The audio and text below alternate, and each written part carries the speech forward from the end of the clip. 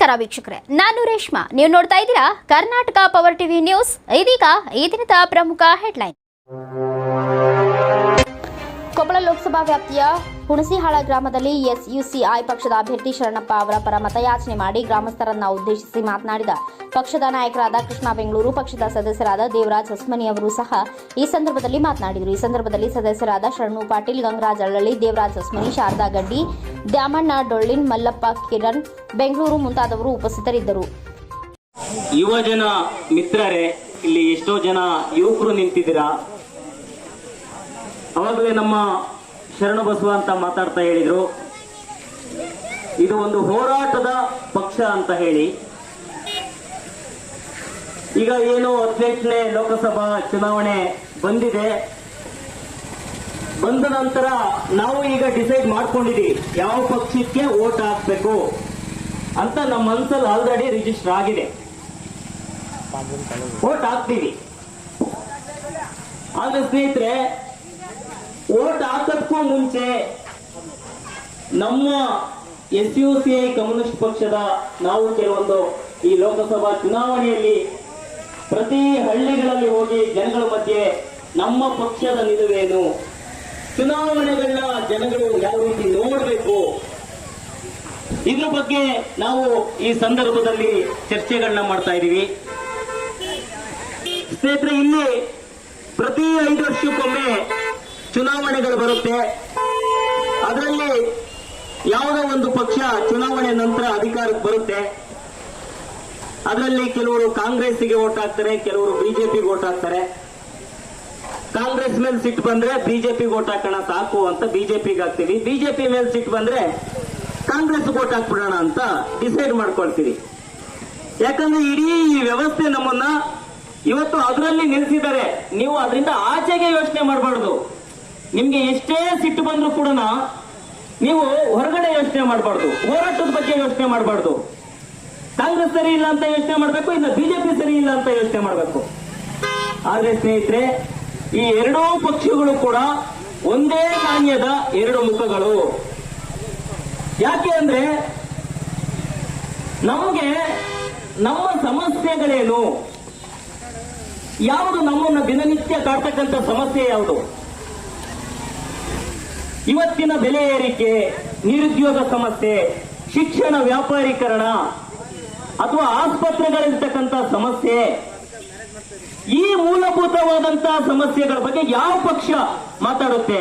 ಇನ್ನೊಂದು ರೈತರುಗಳ ಸಮಸ್ಯೆ ನೋಡಿ, ಅವ್ರು ತರ್ತಕ್ಕಂಥ ಪಾಲಿಸಿಗಳು ನಮ್ಗೆ ಅರ್ಥ ಆಗದೆ ಹೋದ್ರೆ ಇವತ್ತು ಎಲ್ಲರೂ ಕೂಡ ಜನಗಳಿಗೆ ಮೋಸ ಮಾಡ್ತಾ ಹೋಗ್ತಾರೆ. ಈಗ ಇನ್ನೇನು ರೈತರಿಗೆ ಇವಾಗ ಕಾಂಗ್ರೆಸ್ ಅಷ್ಟು ವರ್ಷ ಆಳ್ವಿಕೆ ಮಾಡಿ ಮೋಸ ಮಾಡಿದ್ದಾರೆ ಅಂತ ಈ 10 ವರ್ಷಗಳ ಕಾಲ ಬಿಜೆಪಿಗೆ ವೋಟ್ ಮಾಡಿದ್ದಾರೆ. ಬಿಜೆಪಿ ಅಧಿಕಾರಕ್ಕೆ ಬಂದ ಮೇಲೆ ಮೊದಲನೇ ಸರಿಗೆ ಅವ್ರು ತಂದಿದ್ದೇವೆ ಕೆಲವು ತಿಂಗಳಲ್ಲಿ ಭೂಸ್ವಾಧೀನ ಕಾಯ್ದೆ. ಏನು ಭೂಸ್ವಾಧೀನ ಕಾಯ್ದೆ ಅಂದ್ರೆ, ಮುಂಚೆ ಒಂದು ಹಕ್ಕಿತ್ತು, ರೈತರು ಜಮೀನು ಏನಿದೆ ಅದನ್ನ ಉಳೋದಕ್ಕೆ ಮಾತ್ರ ಬಳಸಬೇಕು, ರೈತರು ಮಾತ್ರ ಕೊಂಡ್ಕೋಬೇಕು ಅಂತಂದೇಳಿ ಅದನ್ನ ತಿದ್ದುಪಡಿ ಮಾಡಿಬಿಟ್ರು. ತಿದ್ದುಪಡಿ ಮಾಡಿ ಏನ್ ಮಾಡಿದ್ರು, ಯಾರು ಬೇಕಾದ್ರೂ ರೈತರು ಭೂಮಿನ ಕೊಂಡ್ಕೋಬಹುದು, ಅವ್ರು ಕೊಟ್ಟಿಲ್ಲ ಅಂದ್ರೆ ಬಲವಂತವಾಗಿ ಕಿತ್ಕೊಬಹುದು. ಏನ್ ರೇಟು ಕೂಡ ಅವನೇ ಫಿಕ್ಸ್ ಮಾಡ್ತಾನೆ, ಯಾರು ಶ್ರೀಮಂತ ಫಿಕ್ಸ್ ಮಾಡ್ತಾನೆ. ಇದು ನೋಡಿ ಒಂದು ಹೊಸ ಕಾಯ್ದೆ. ಇದ್ರ ವಿರುದ್ಧ ಇಡೀ ರೈತ ಸಮುದಾಯ ದೊಡ್ಡ ಚಳುವಳಿ ಆಯ್ತು ಸ್ನೇಹಿತರೆ. ಇಲ್ಲಿ ಇಂಥ ಅನೇಕ, ಈಗ ಒಂದು ಪ್ರಜಾಪ್ರಭುತ್ವ ರಾಷ್ಟ್ರ ಅಂದ್ರೆ ಪ್ರತಿಯೊಬ್ಬರಿಗೂ ಕೂಡ ಎಜುಕೇಶನ್ ಫ್ರೀ ಆಗಿರ್ಬೇಕು. ಯಾರ ಮಕ್ಕಳು ಯಾವ ಸ್ಕೂಲಲ್ಲಿ ಯಾವ ಕಾಲೇಜಲ್ಲಿ ಓದ್ತಾರಂದ್ರೂ ಫ್ರೀ ಆಗಿರ್ಬೇಕು. ಫ್ರೀ ಆಗಿದೆಯಾ ಇವತ್ತು? ಪ್ರೈವೇಟ್ ನ ದೊಡ್ಡ ಬಿಲ್ಡಿಂಗ್ ಕಟ್ತಾನೆ, ಪರ್ಮಿಷನ್ ಯಾರು ಕೊಟ್ರು? ಪ್ರೈವೇಟ್ಗೆ ಯಾರು ಪರ್ಮಿಷನ್ ಕೊಟ್ರು? ಇವತ್ತು IAS ಆಫೀಸರ್ಸ್ ದೊಡ್ಡ ಹುದ್ದೆನಲ್ಲಿ ಇರ್ತಕ್ಕಂಥ ಯಾರು ಕೂಡ ಪ್ರೈವೇಟ್ ಅಲ್ಲಿ ಓದಿಲ್ಲ, ಎಲ್ಲ ಗೌರ್ನಮೆಂಟ್ ಅಲ್ಲೇ ಓದ್ಕೊಂಡು ಹೋಗಿರೋರು. ಆದ್ರೆ ಇವತ್ತು ಗೌರ್ನಮೆಂಟ್ ಸ್ಕೂಲ್ಗಳಲ್ಲಿ ಕ್ವಾಲಿಟಿ ಕೆಡವಿದ್ದಾರೆ. ಒಂದು LKG ಮಗುಗೆ ರೇಟ್ ಫಿಕ್ಸ್ ಮಾಡ್ತಾನೆ ಪ್ರೈವೇಟ್ನವನು. ಅವ್ನು ಕೇಳಿದಷ್ಟು ನೀವು ಕೊಡ್ಬೇಕಷ್ಟೇನೆ, ಇನ್ನೇನಿಲ್ಲ. ಸ್ನೇಹಿತರೆ, ಇಲ್ಲಿ ಪಾಲಿಸಿಗಳನ್ನ ನೀವು ಯೋಚನೆ ಮಾಡಿ. ಈ ಪಾಲಿಸಿಗಳು ಬಂದಾಗ ಎರಡೂ ಪಕ್ಷಗಳು ಒಂದೇನೆ.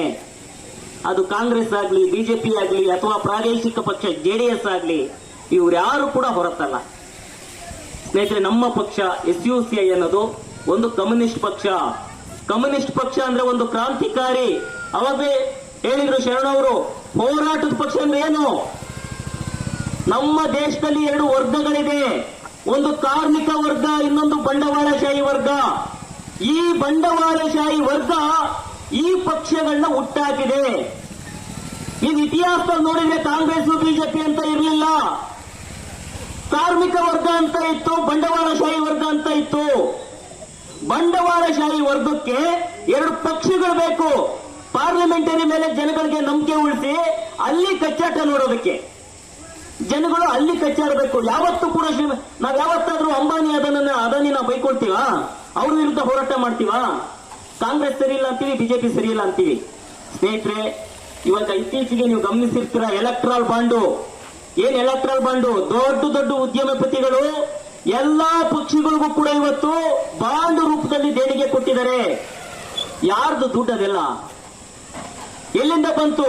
ನೀವ್ಯಾರು ಇವತ್ತು ಬರ್ತಾರೆ ಈಗ ಎಲ್ಲ ಎಲೆಕ್ಷನ್ ಸಂದರ್ಭದಲ್ಲಿ ಯಾರು ಈ ತರ ಪ್ರಚಾರ ಮಾಡ್ತಾ ಇಲ್ಲ. ಸಾವಿರಾರು ಕೋಟಿ ರೂಪಾಯಿನ ಚೆಲ್ಬಿಟ್ಟು ಇವತ್ತು ಚುನಾವಣೆಗಳನ್ನ ಗೆಲ್ತಾರೆ. ದುಡ್ಡು ಯಾರು ಕೊಡ್ತಾರೆ? ನೀವೇನ್ ಕೊಡಲ್ಲ, ನಾವು ಕೊಡಲ್ಲ. ಇಲ್ಲಿ ಸ್ನೇಹಿತರೆ, ದಯವಿಟ್ಟು ಒಂದೇ ಒಂದು ಯೋಚನೆ ಮಾಡಬೇಕು. ಅವ್ರು ಗೆದ್ದ ಮೇಲೆ ಯಾರ ಪರ ಇದ್ದಾರೆ, ಯಾರ ಹಿತಾಸಕ್ತಿ ಕಾಯ್ತಾ ಇದ್ದಾರೆ, ದಯವಿಟ್ಟು ಇದನ್ನ ಮನಸ್ಸಿನಲ್ಲಿ ಇಟ್ಕೋಬೇಕು. ನಮ್ಮ SUCI ಕಮ್ಯುನಿಸ್ಟ್ ಪಕ್ಷ ಒಂದು ಹೋರಾಟದ ಪಕ್ಷ. ಇಡೀ ಇತಿಹಾಸದಲ್ಲಿ ಸಮಾಜ ಬದಲಾವಣೆ ಆಗಿದೆ ಅಂದ್ರೆ ಅದು ಹೋರಾಟದಿಂದ ಮಾತ್ರ ಸಾಧ್ಯ. ಎಲ್ಲಿ ಹೋರಾಟಗಳಿರುತ್ತೋ ಅಲ್ಲಿ ಬದಲಾವಣೆ ಇದೆ. ಹೋರಾಟ ಇಲ್ಲ ಅಂದ್ರೆ ಬದಲಾವಣೆ ಇಲ್ಲ. ಸ್ನೇಹಿತರೆ, ಇಲ್ಲಿ ನಮ್ಮ SUCI ಕಮ್ಯುನಿಸ್ಟ್ ಪಕ್ಷ ಈ ತರ ಸ್ಕೂಲು ಕಾಲೇಜುಗಳನ್ನ ಉಳಿಸ್ಕೊಳ್ಳೋ ನಿಟ್ಟಿನಲ್ಲಿ ಹೋರಾಟಗಳನ್ನ ಮಾಡಿದೀವಿ. ಗಿಣಿಗೆರೆ ಇಂಥ ಕಡೆ ಎಲ್ಲ ರೋಡ್ಗಳಿಗೋಸ್ಕರ ಫೈಟ್ ಮಾಡಿದೀವಿ. ಸರ್ಕಾರಗಳು ತರ್ತಕ್ಕಂಥ ಪಾಲಿಸಿ ಸರಿ ಇಲ್ಲ ಅಂದ್ರೆ ನಾವು ಹೋರಾಟ ಮಾಡಿದೀವಿ. ಹೋರಾಟದಲ್ಲಿ ನಂಬಿಕೆ ಇಟ್ಕೊಂಡಿರ್ತಕ್ಕಂಥ ಪಕ್ಷ. ಇವತ್ತು ಶರಣು ಗಟ್ಟಿ ಅವರು ಒಬ್ರು ಹೋರಾಟದ ಅಭ್ಯರ್ಥಿ. ಇಡೀ ತಮ್ಮ ಜೀವನನ ಹೋರಾಟಕ್ಕೋಸ್ಕರ ಇಟ್ಟಿರ್ತಕ್ಕಂಥವ್ರು. ಅಂತ ವ್ಯಕ್ತಿಗೆ ಸಪೋರ್ಟ್ ಮಾಡಿ ಅಂತ ನಾವು ಕೇಳ್ತೀವಿ. ಪ್ರಾಮಾಣಿಕರಿಗೆ ಮಾಡಬೇಕು, ಹೋರಾಟ ಕಟ್ಟರು ಮಾಡಬೇಕು. ಅನ್ಯಾಯ ಮಾಡೋರಿಗೆ, ಮೋಸ ಮಾಡೋರಿಗೆ ಯಾಕೆ ಮಾಡಬೇಕು? ನೀವು ಹಾಕ್ತಕ್ಕಂಥ ಓಟು ಒಂದೇ ಓಟ್ ಆಗ್ಲಿ, ಅದು ನಿಮ್ಮ ದಂಡೆ ನೀರ್ ತರ್ತೀವಿ ಅಂತಂದೇಳಿ ನಮಗೆ ಓಟ್ ಹಾಕ್ಸ್ಕೊಂಡ್ರು ನಮ್ಸಿ. ಆದ್ರೆ ನಾವೇನ್ ಮಾಡಿದ್ವಿ? ಮುಂಚೆ ಓಟ್ ಹಾಕಿದ್ವಿ, ಕೃಷ್ಣಾ ಮೇಲ್ದಂಡೆ ನೀರ್ ಬರುತ್ತೆ, ನಿಮ್ಗೆಲ್ಲ ಕಾರ್ಯವಾಗುತ್ತೆ, ಹುಣಸಾಳು, ಮ್ಯಾನ್ನೇರಿ ಹಲವಾರು ಕಡೆ ಈ ಕಡೆ ಹಾದು ಹೋಗುತ್ತೆ ಅಂತಂದ್ ಹೇಳ್ಬಿಟ್ಟು ನಮ್ಗೆ ಓಟ್ ಹಾಕಿಸ್ಕೊಂಡ್ರು. ನಮಗೆ ಮತ್ತೆ ಏನಾಯ್ತು? ಕಾಂಗ್ರೆಸ್ ಮೇಲೆ ಸಿಟ್ಟು ಬಂತು. ಆವಾಗ ಬಿಜೆಪಿ ಅವರು ನಮ್ಮನ್ನು ಮತ್ತೆ ಬಳಸ್ಕೊಂಡು ಏನಂದ್ರೆ, ನಾವು ಕೃಷ್ಣಾ ಮೇಲ್ದಂಡೆ ನೀರು ತರ್ತೀವಿ, ನಮಗ್ ವೋಟ್ ಮಾಡಿ ಅಂತಂದೇಳಿ ಬಿಜೆಪಿ ಪಕ್ಷ ನಮ್ಮಿಂದ ಓಟ್ ತಗೊಂತು. ಆದ್ರೆ 5 ವರ್ಷಗಳ ಕಾಲ ಒಂದು ಹಳ್ಳಿಗೂ ಬರದೆ ತಾವು ಅಧಿಕಾರ ನಡೆಸಿದ್ರು ವಿನಃ ಯಾವುದೇ ಕೃಷ್ಣಾ ಮೇಲ್ದಂಡೆ ನೀರು ಬಂತ ನಮ್ಗೆಲ್ರಿಗೂ? ಫಸ್ಟ್ ನಾವು ಅದನ್ನ ಕೇಳಬೇಕಾಗಿದೆ. ನಮ್ಮ ಅಧಿಕಾರದಲ್ಲಿ ಇದ್ದಾಗೊಂದು, ಅಧಿಕಾರ ಇಂದಾಗೊಂದು. ಇವತ್ತು ಕಾಂಗ್ರೆಸ್ ಬಿಜೆಪಿ ಅದನ್ನೇ ಮಾಡ್ತಾ ಇದೆ. ಇವತ್ತು ಯಾಕೆ ನಾವು ಈ ಪ್ರಶ್ನೆ ಕೇಳ್ತಾ ಇದೀವಿ ಅಂದ್ರೆ, ಈ ಭಾಗದ ಜನರು ಸಾಕಷ್ಟು ಬಡ ರೈತರಿದ್ದಾರೆ, ಕೃಷಿ ಕಾರ್ಮಿಕರಿದ್ದಾರೆ, ಇಲ್ಲಿ ಯಾವ ಫ್ಯಾಕ್ಟರಿ ಕೂಡ ಇಲ್ಲ, ಕೃಷಿಯನ್ನೇ ನಂಬ್ಕೊಂಡಿರ್ತಕ್ಕಂಥ ಜನಗಳಿದ್ದಾರೆ. ಆದ್ರೆ ನೀರಾವರಿಯನ್ನ ಕೊಡುತ್ತೀನಿ ಅಂತಂದು ಹೇಳ್ಬಿಟ್ಟು ನಮ್ ಕಡೆಯಿಂದ ಮತ್ತೆ ಕಾಂಗ್ರೆಸ್ ಅಧಿಕಾರಕ್ಕೆ ಬಂದಿದೆ. ಇಲ್ಲಿವರೆಗೂ ಕೂಡ ಅದ್ರ ಹೆಸರಾಗ್ತಾ ಇಲ್ಲ. ನಾವು ಇದನ್ನ ಯೋಚನೆ ಮಾಡಬೇಕು. ಇವರಿಬ್ರು ಒಂದೇ. ಇವತ್ತು ದೊಡ್ಡ ದೊಡ್ಡ ಶ್ರೀಮಂತರ ಪರವಾಗಿ ಕೆಲಸ ಮಾಡ್ತಕ್ಕಂಥ ಪಕ್ಷ ಅಂತ ನಮಗೆ ಇವತ್ತು ಕಾಣ್ತಾ ಇದೆ. ಯಾಕೆ ನಾವು ಇವತ್ತು ಈ ತರ ಮಾತಾಡ್ಬೇಕಾಗಿ ಬಂದಿದೆ ಅಂದ್ರೆ, ಅವ್ರು ಕೊಟ್ಟಿರ್ತಕ್ಕಂಥ ಮಾತನ್ನ ಉಳಿಸ್ಕೊಂಡಿಲ್ಲ. ಈ ಸಂದರ್ಭದಲ್ಲಿ ನಾವು ಧ್ವನಿ ಎತ್ತಬೇಕಾಗಿದೆ. ಇವತ್ತು ಬರ್ತಾರೆ, ನಿಮ್ ಮನೆಗೂ ಬರ್ತಾರೆ, ಓಟ್ ಹಾಕಿ ಅಂತೇಳಿ ನಮ್ಮನ್ನ ಜಾತಿ ಹೆಸರಲ್ಲಿ, ಧರ್ಮದ ಹೆಸರಲ್ಲಿ ಹೊಡೆದು ನಾವು ಓಟ್ಗಳನ್ನ ಕಿತ್ಕೊಳ್ತಾರೆ. ಇವತ್ತು ಮುಖ್ಯವಾಗಿ ಎಲೆಕ್ಷನ್ ಹಂಗಾಗ್ಬಾರ್ದು. ಎಲೆಕ್ಷನ್ ಹಂಗಾಗ್ಬಾರ್ದು ಅಂದ್ರೆ ನಾವು ಪ್ರಾಮಾಣಿಕವಾಗಿ ಇರ್ತಕ್ಕಂಥ ವ್ಯಕ್ತಿಗೆ ವೋಟ್ ಹಾಕ್ಬೇಕು. ಇವತ್ತು ಆಲ್ರೆಡಿ ನಾವು 2 ಪಕ್ಷಗಳಿಗೆ ಮೋಸ ಹೋಗಿದ್ದೀವಿ. ಜೆಡಿಎಸ್ ಕೂಡ ಒಂದ್ ಟೈಮಲ್ಲಿ ಅಧಿಕಾರ ಮಾಡಿದೆ, ಅದು ಕೂಡ ತನ್ನ ಆಶ್ವಾಸನೆಗಳನ್ನ ಮೋಸದ ಮುಖಾಂತರ ಇವತ್ತು ಜನಗಳಿಗೆ ಮೋಸ ಮಾಡಿ ವೋಟ್ ಹಾಕ್ಸ್ಕೊಂಡಿದ್ದಾರೆ. ಇವತ್ತು ಅದಕ್ಕಾಗಿ ನಾವೇನ್ ಹೇಳ್ತಾ ಇದೀವಿ ಅಂದ್ರೆ, ಇವ್ರು ನಮ್ಮ ಅಭ್ಯರ್ಥಿ ಏನಂದ್ರೆ, ಈ NH ಆಯ್ತಲ್ಲ, ಇನ್ನೊಂದು ಪಾಯಿಂಟ್ ಹೇಳ್ತೀನಿ ನಾನು. ಏನಂದ್ರೆ, ಇಲ್ಲೇ ನೀವು ನೋಡ್ತಾ ಇದ್ರ 2 ಪೈಪ್ ಲೈನ್ಗಳು ಹೋಗಿದೆ. ಇಲ್ಲೇ ನಮ್ಮ ಊರ್ ಪಕ್ಕ ಕಾಸೆ ಹೋಗಿದೆ, ಗುನ್ನಾಳಲ್ಲಿ. ಅಂದ್ರೆ ಒಂದು KPTCಗೆ, ಒಂದು ಜಿಂದಾಲ್ಗೆ. ಎಲ್ಲಿಂದ ಹೋಗಿದೆ? ಆಲ್ಮಟ್ಟಿಯಿಂದ ಹೋಗಿದೆ. ಸ್ನೇಹಿತರೆ, ದೊಡ್ಡ ದೊಡ್ಡ ಶ್ರೀಮಂತರಿಗೆ 100 ಕಿಲೋಮೀಟರ್ ಗಟ್ಟಲೆ ಪೈಪ್ಗಳನ್ನ ಹಾಕಿ ನೀರು ಕೊಡಕ್ ಬರುತ್ತೆ. ರೈತರಿಗೆ, ಕೆರೆಗಳಿಗೆ ನೀರು ತುಂಬಿಸಕ್ಕೆ ಇವ್ರ ಹತ್ರ ದುಡ್ಡಿಲ್ಲ. ಇವತ್ತು ಜನಗಳಿಗೆ ಮುಖ್ಯವಾಗಿರ್ತಕ್ಕಂಥ ಸಮಸ್ಯೆಗಳಿಗೆ ಸ್ಪಂದಿಸ್ತಕ್ಕಂಥ ಮನಸ್ಸಿಲ್ಲ. ಇವತ್ತು ಅಲ್ಲಿ ಜಿಂದಾಲ್ ಏನ್ ಮಾಡ್ತಾರೆ, ದೊಡ್ಡ ದೊಡ್ಡ ಅವ್ರಿಗೆ MLA MP ಗಳಿಗೆ ದುಡ್ಡು ಕೊಡ್ತಾರೆ. ಅದಕ್ಕೋಸ್ಕರ ಅವ್ರು ಸೇವೆ ಮಾಡಕ್ ನಿಂತಿದ್ದಾರೆ ವಿನಃ ಇವತ್ತು ಸಾಮಾನ್ಯ ಜನರಿಗೆ ಸೇವೆ ಮಾಡಕ್ ನಿಂತಿಲ್ಲ. ಇವತ್ತು NH ಮಾಡ್ತೀವಿ, ನಾವು ಡಬಲ್ ಹೈವೇ ಮಾಡ್ತೀವಿ ಅಂತಂದೇಳಿ ರೈತರಿಂದ ಎಕರೆಗಟ್ಟಲೆ ಭೂಮಿಯನ್ನ ಕಸ್ಕೊಂಡು ಇವತ್ತಿಗೂ ₹1 ಪರಿಹಾರ ಕೊಟ್ಟಿಲ್ಲ. ನೀವು ಕೇಳಿ, ಕಾಂಗ್ರೆಸ್ ಪಕ್ಷ ಬಂದ್ರು, BJP ಬಂದ್ರು, ಕೇಳಿ ಹಿಡಿದು ರೈತರಿಗೆ ಏನ್ ಮಾಡಿದ್ರಿ ನೀವು? ಕೃಷ್ಣಾ ದಂಡೆ ಮೇಲ್ ಸ್ಕೀಮ್ ಎಲ್ಲೋಯ್ತು ಅಂತ ಪ್ರಶ್ನೆ ಮಾಡ್ಬೇಕು ನೀವು. ಆ ನಿಟ್ಟಿನಲ್ಲಿ ನಾವು ಯೋಚನೆ ಮಾಡ್ತಕ್ಕಂಥದ್ದನ್ನ ಕಲಿಬೇಕು.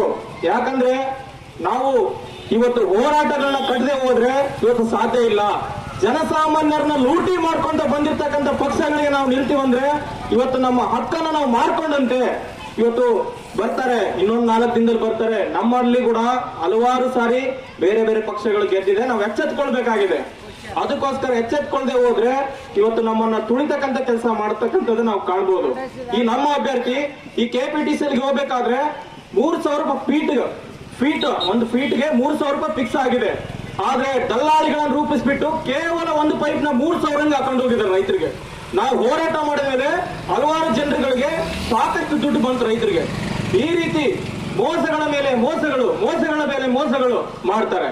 ಆದ್ರೆ ಯಾವ MLA ಆಗಿರ್ಬೋದು, MP ಆಗಿರ್ಬೋದು ಒಂದು ಪ್ರಶ್ನೆ ಮಾಡಲ್ಲ. ರೈತರಿಷ್ಟು ಭೂಮಿ ಕಳ್ಕೊಂಡಿದ್ದಾರೆ, ಇದ್ರ ಬಗ್ಗೆ ನಿಮ್ ಕ್ವಶನ್ ಏನು, ಇದ್ರ ಬಗ್ಗೆ ನಿಮ್ ಮಾತೇನು, ಇದ್ರ ಬಗ್ಗೆ ಏನಪ್ಪ ಕ್ರಮ ಕೈಗೊಂಡ್ರೆ ಅಂದ್ರೆ ಅವ್ರ ತಲೆಯಲ್ಲಿ ಏನೂ ಇಲ್ಲ. ಅವ್ರ ತಲೆಯಲ್ಲಿ ಏನಿದೆ ಅಂದ್ರೆ ಓಟ್ ಹಾಕಿಸ್ಕೋಬೇಕು, ಗೆಲ್ಲಬೇಕು, ಬೆಂಗಳೂರಲ್ಲಿ ಐಷಾರಾಮಿ ಜೀವನ ಮಾಡ್ಬೇಕು ಅಷ್ಟೇ. ಮತ್ತೆ 5 ವರ್ಷಕ್ಕೊಮ್ಮೆ ಬರ್ತಾರೆ, BJP ಹಿಂಗೆ, ಕಾಂಗ್ರೆಸ್ ಹಿಂಗೆ ಅಂತ ನಾವು ಹಿಂಗ ಅನ್ಕೊಂಡ್ ಕೊಡ್ತೀವಿ. ಅದಲ್ಲ, ಇವೆರಡೂ ಪಕ್ಷಗಳು ಶ್ರೀಮಂತರ ಪರವಾಗಿ ಕೆಲಸ ಮಾಡ್ತಕ್ಕಂಥ ಪಕ್ಷಗಳು. ಇವತ್ತು ನಿಜವಾಗ್ಲೂ ಇವತ್ತು ಹೋರಾಟ ಮಾಡ್ತಕ್ಕಂಥ ಪಕ್ಷ ಅಂದ್ರೆ ಇವತ್ತು SUCI ಕಮ್ಯುನಿಸ್ಟ್ ಪಾರ್ಟಿ ಈ ರೋಡ್ ಸಂಬಂಧ ಸಾಕಷ್ಟು ಹೋರಾಟ ಕಟ್ಟಿದೆ. ಅದಕ್ಕಾಗಿ ನೀವು ಇದನ್ನ ಬದಲಾಯಿಸಬೇಕು, ಇವ್ರನ್ನ ಪ್ರಶ್ನೆ ಮಾಡ್ಬೇಕಂತೇಳಿ ನಾನು ನಿಮ್ಮಲ್ಲಿ ಮನವಿ ಮಾಡ್ಕೊಳ್ತಾ ಇದ್ದೀನಿ. ಯಾಕಂದ್ರೆ ಇವತ್ತು ನಾವು ನೋಡಿದೀವಿ, ಎಷ್ಟೋ ಸಾರಿ ಮೋಸ ಹೋಗಿದ್ವಿ. ಇಲ್ಲಿ ಆಲ್ರೆಡಿ ಕೇಳ್ತಾ ಇದೀವಿ, ಕೃಷ್ಣಾ ಮೇಲ್ದಂಡೆ ಸ್ಕೀಮ್ ಬರುತ್ತೆ ಅಂತೇಳಿ ಇಬ್ರು ಅಧಿಕಾರ ಮಾಡಿದ್ರು. ಇವತ್ತು ಅವ್ರು ಒಂದನೇ ನೀರು ತಂದಿಲ್ಲ. ಆದ್ರೆ KPTCLಗೆ ಹೋಗುತ್ತೆ, ಜಿಂದಾಲ್ಗೆ ಹೋಗುತ್ತೆ. ಇದು ಮಾತ್ರ ಸತ್ಯ. ನೋಡಿದ್ರೆ ಒಂದು ಪೈಪ್ ಅದ್ರಲ್ಲಿ ಎಷ್ಟು ಮಟ್ಟದಲ್ಲಿ ನೀರು ಹೋಗುತ್ತಂದ್ರೆ ಕೇವಲ ಒಂದು ಪೈಪ್ ಅಲ್ಲಿ ಸಾಕಷ್ಟು ನೀರುಗಳನ್ನ ಅಲ್ಲಿಗೆ ಎಕ್ಸ್ಪೋರ್ಟ್ ಮಾಡ್ತಾರೆ. ಆದ್ರೆ ಇಲ್ಲಿ ರೈತರಿಗೆ ಕುಡಿಯೋಕೆ ನೀರಿಲ್ಲ, ಜನಗಳಿಗೆ ಬಳಸಕ್ ನೀರಿಲ್ಲ. ಮುಖ್ಯವಾಗಿ ಡ್ಯಾಮ್ ಕಟ್ಟಬೇಕಾದ್ರೆ ಏನಂತ ಹೇಳಿ ಕಟ್ತಾರೆ ಗೊತ್ತಾ? ಡ್ಯಾಮ್ ಕಟ್ಟಬೇಕಂದ್ರೆ ಫಸ್ಟ್ ಕುಡಿಯೋ ನೀರು, ಆಮೇಲೆ ಕೃಷಿಗೆ, ಆಮೇಲೆ ಜನಸಾಮಾನ್ಯರ ಬಳಕೆಗೆ, ಉಳಿದ್ರೆ ಫ್ಯಾಕ್ಟ್ರಿಗೆ. ಇವತ್ತು ಹೆಂಗಾಗಿದೆ ಅಂದ್ರೆ ಡ್ಯಾಮ್ಗಳನ್ನ ಕಟ್ಟಿದ್ರೆ ಫಸ್ಟ್ ಶ್ರೀಮಂತರ ಫ್ಯಾಕ್ಟ್ರಿಗೆ, ಸೆಕೆಂಡ್ ಬೇಕಾದಂತ ಉದ್ಯಮಿಗೆ, ಬಳದ್ರ ಕೃಷಿ ಕೊಡ್ತಾರೆ, ಕುಡಿಯಕ್ ಕೊಡ್ತಾರೆ, ಇಲ್ಲಾಂದ್ರೆ ಇಲ್ಲ. ಇವತ್ತು ಜನಸಾಮಾನ್ಯರ ದುಡ್ಡಲ್ಲಿ ಡ್ಯಾಮ್ಗಳನ್ನ ಕಟ್ತಾರೆ. ಇವತ್ತು ದೊಡ್ಡ ದೊಡ್ಡ ಶ್ರೀಮಂತರ ಸೇವೆನ ಈ ನಮ್ಮ ಪಕ್ಷಗಳು ಮಾಡ್ತವೆ.